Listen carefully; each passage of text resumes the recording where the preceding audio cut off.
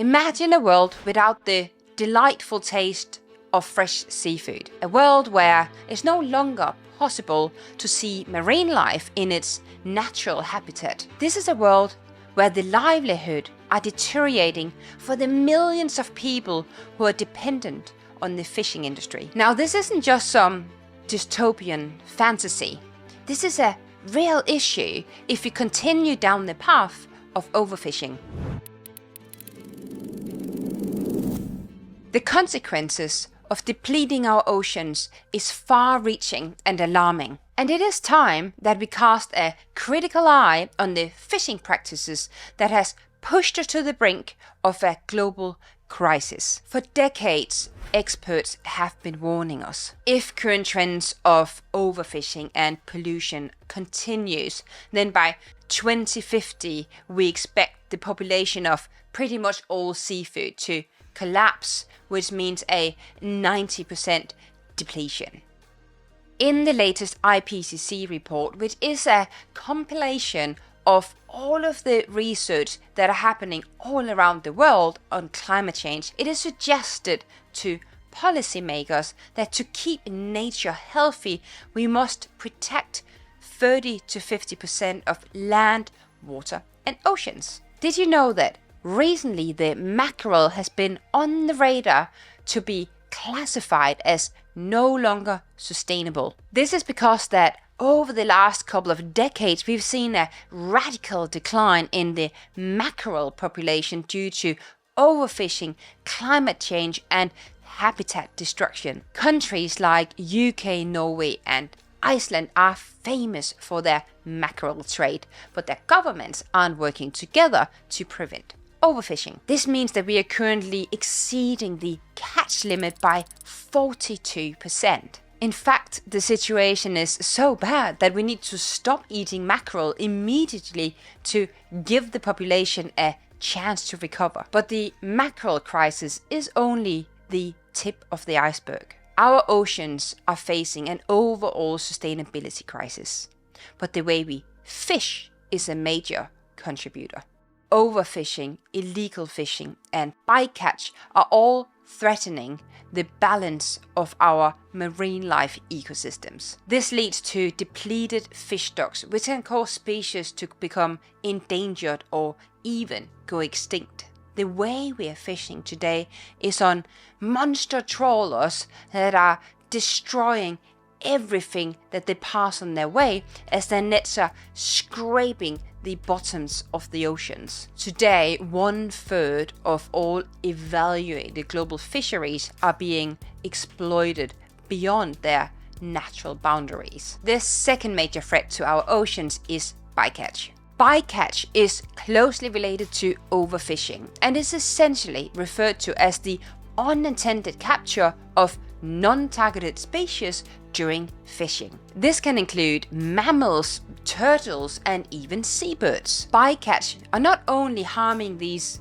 innocent creatures, but it essentially disrupts the natural ecosystem. This is why it's so important that we advocate for fishing methods that minimizes bycatch and that we support research into innovative solutions. The last critical issue we need to talk about in today's video is illegal fishing. Illegal fishing is essentially unreported and unregulated fishing practices. This type of fishing not only contributes to overfishing, but it also undermines any attempt to regulate the markets and protect vulnerable marine species. That's why it's so important we crack down on illegal fishing and support policies that are promoting responsible fishing practices. The problem of systemic overfishing is further accelerated by illicit catches and trade. Experts estimate that illegal, unreported and unregulated fishing practices are bringing in $36.4 billion annually to these criminals. So what can we do to help? So top of this list is of course pushing for policies and regulations that are preventing overfishing from happening in the first place. We need better collaborations between countries so that we can ensure that once again we can all enjoy the mackerel. We need to buy certified sustainable seafood.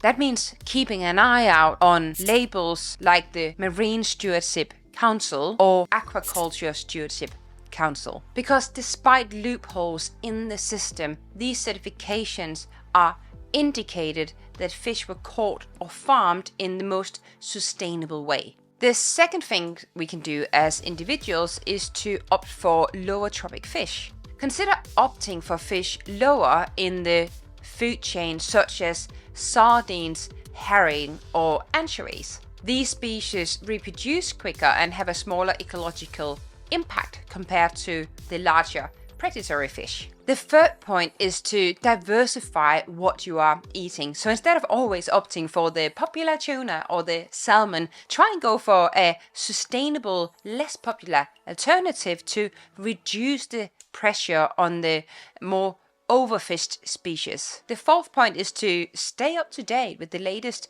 trends and news around sustainable fishing and then adjust your eating habits in according to that. A great source to follow these trends are the Seafood Watch. And last but not least, dare I say this, consider cutting out fish altogether, or at least cut it very low so that you're not consuming more than absolutely necessary. Okay, so this video has been painting a pretty black picture of what the future could look like if we continue our consumption of the oceans and its species as we're doing it today.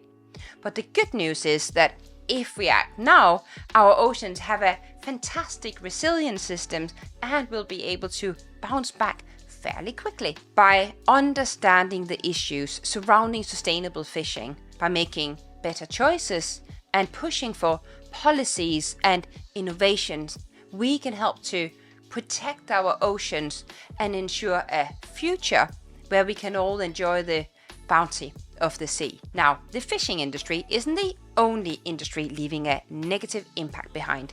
So if you find this video interesting, make sure you continue on to this video where I'm talking about the fashion industry and its impact on people and planet. Thank you so much for watching this video. Make sure you like and subscribe. The algorithm really seems to like it.